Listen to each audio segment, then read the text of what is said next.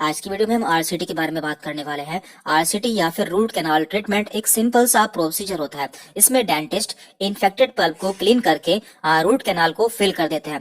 देखिए, सालों पहले आरसीटी एक पेनफुल प्रोसीजर होता था, पर अब लोकल एनेस्थीसिया का यूज करके इसे पेनलेस बना दिया गया है, या फिर मरीज को बहुत ही मामूली सा पेन होता है। तो पहले हम जान लेते हैं कि आरसीटी क्यों कराया जाता है, या फिर हमें आरसीटी की जरूरत क्यों पड़ती है। देखिए, जब भी हमारे दांतों में कैविटी या फिर सड़न हो जाती है, तो उससे हमारे दांतों में बैक्टीरिया ग्रो हो जाता है। ये बैक्टीरिया हमारे दांत को खराब करना स्टार्ट कर देते हैं। तो इस खराब दांत को या फिर खराब पोर्शन को बाहर निकालने के लिए आरसीटी कराई जाती है।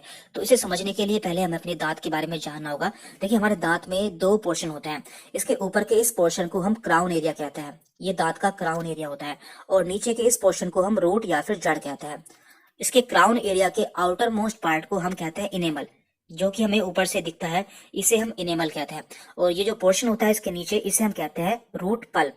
ये रूट पल्प होता है, और यहाँ पर इस जगह रूट कैनाल पाई जाती है, या फिर हमारी नसें और हमारी ब्लड की सप्लाई पाई जाती है, जो कि हमारे दांतों को नरिशमेंट प्रोवाइड करती है। ये जो इनेमल होता है, जो कि हमारे दांतों का आउटर मोस्ट पार्ट होता है, ये हमारे दांतों की सुरक्षा करता है। यानी कि इसी के द्वारा जो बैक्टीरिया होता है हमारे दांतों में अंदर नहीं जा पाता है। लेकिन जब भी ये किसी कारण से खत्म हो जाता है या फिर ये डिस्ट्रॉय हो जाता है, तो बैक्टीरिया अंदर ग्रो कर जाता है, यानी कि मूव कर जाता है, और यहाँ पर सड़न या फिर कैविटी फॉर्मेशन स्टार्ट कर देते हैं। जो कैविटी धीरे धीरे नीचे पहुंच जाती है और ये हमारे रूट कैनाल तक पहुंच जाती है, जिससे हमें पेन होता है। तो उस कंडीशन में हमें आरसीटी करानी पड़ती है। देखिए, दांतों के खराब होने की या फिर डिके होने की चार कंडीशन होती है।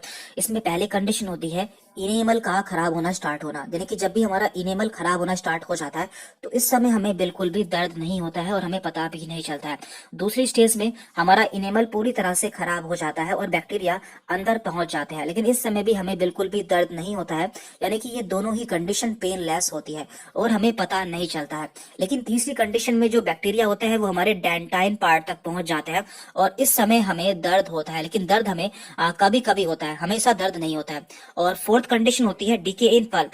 लेकिन लास्ट में जो बैक्टीरिया होता है वो हमारे पल्प तक पहुंच जाता है और हमारी रूट कैनाल तक पहुंच जाता है। ये बहुत ही पेनफुल कंडीशन होती है।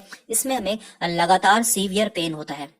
तो आरसीटी को समझने से पहले हम यह भी जान लेते हैं कि हमें आरसीटी की जरूरत क्यों पड़ती है। देखिए, जब भी ये बैक्टीरिया या फिर कैविटी हमारे रूट कैनाल या फिर हमारे दांतों के बिल्कुल नीचे तक पहुंच जाती है, तो उस समय हमें आरसीटी की जरूरत पड़ती है।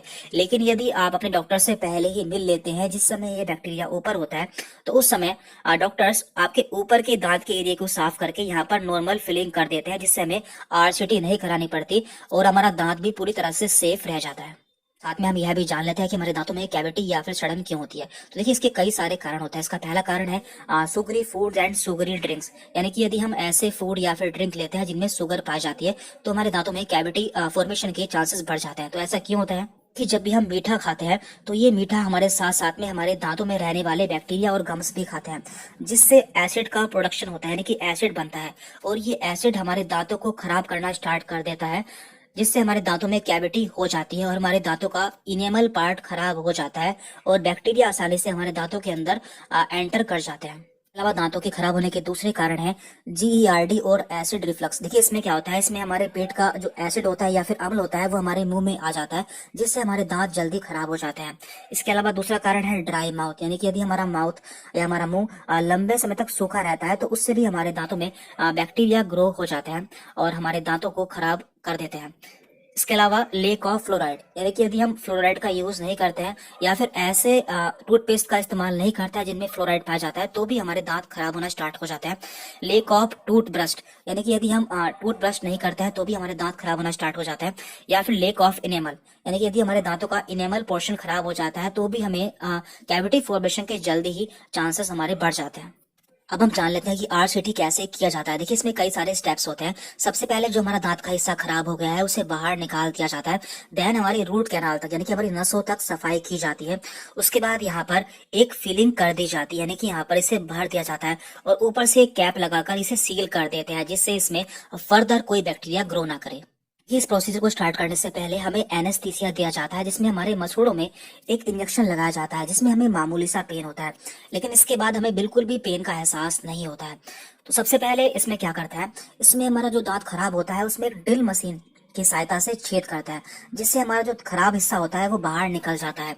देन एक निडल के द्वारा या फिर एक मशीन के द्वारा हमारे रूट कैनाल तक पहुंचा जाता है, जो कि कुछ इस तरह की होती है, वो जो कि हमारे रूट कैनाल को पूरी तरह से साफ कर देती है और जितने भी बैक्टीरिया होते हैं उन सभी को बाहर निकाल देती है। देखिए, इसमें डेंटिस्ट को आपकी सभी रूट कैनाल को साफ करना जरूरी होता है, लेकिन यदि आपकी ये रूट कैनाल एक बार में नहीं मिलती है तो डेंटिस्ट आपको दोबारा बुलाते हैं। इसे साफ करने के बाद यहाँ पर एक फिलिंग कर दी जाती है, जिसे कि हम गुट्टा पर्चा कहते हैं। ये गुट्टा पर्चा यहाँ पर फिल कर दिया जाता है।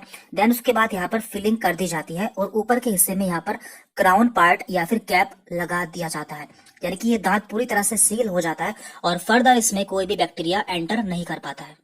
यहाँ पर इस पूरे प्रोसेस की समरी को एक बार हम देख लेते हैं। सबसे पहले यहाँ पर हमें ओपनिंग करनी होती है, यानी कि हमें दांत में ड्रिल मशीन द्वारा ओपनिंग करनी होती है। देन एक एंडोडोंटिक फाइल द्वारा अपने एक रूट कैनाल की सफाई करनी होती है, जो कि हमारे इन्फेक्टेड टिश्यू को बाहर निकाल देती है। देन एक प्लगर द्वारा जो गुट्टा पर्चा होता है उसे यहाँ पर इंसर्ट करना होता है और उसे यहाँ पर सील कर देना होता है। देन इसके बाद यहाँ पर ऊपर से फिलिंग की जाती है और लास्ट में यहाँ पर क्राउन पार्ट या फिर कैप लगा दिया जाता है, जिससे हमारा दांत पूरी तरह से सील हो जाता है। तो यह पूरा आरसीटी का प्रोसेस है कि आरसीटी कैसे की जाती है। लेकिन यदि हम स्टार्टिंग से ही अपने दांतों की केयर करते हैं तो हमें आरसीटी की जरूरत नहीं पड़ती है। इसलिए हमें स्टार्टिंग से ही अपने दांतों की केयर करनी चाहिए। हमें डेली ब्रश करना चाहिए और साथ ही साथ हमें कम से कम शुगर का कंजम्पशन करना चाहिए। Thank you very much.